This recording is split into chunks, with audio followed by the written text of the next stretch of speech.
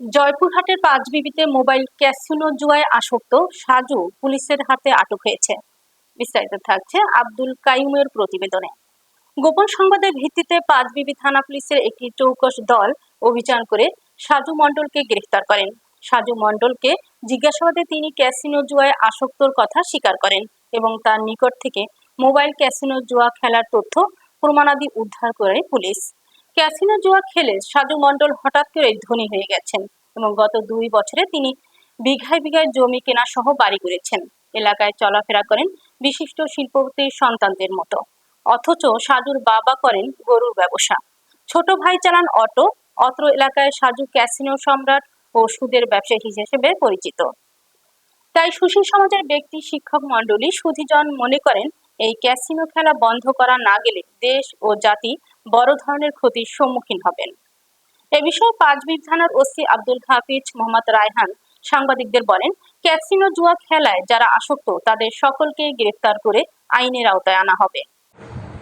বিসমিল্লাহির রহমানির রহিম। আমি অফিসার ইনচার্জ হাফিজ মোহাম্মদ রায়হান, পাঁচবিবি থানা। গতকাল আমরা গোপন সংবাদে পাই যে অত্র পাঁচবিবি থানার আউলাই ইউনিয়নে সাজু নামে এক ব্যক্তি অনলাইনে জুয়ায় আসক্ত। এরকম সংবাদ পেয়ে আমি একাধিক অফিসার ফোর্স প্রেরণ করি।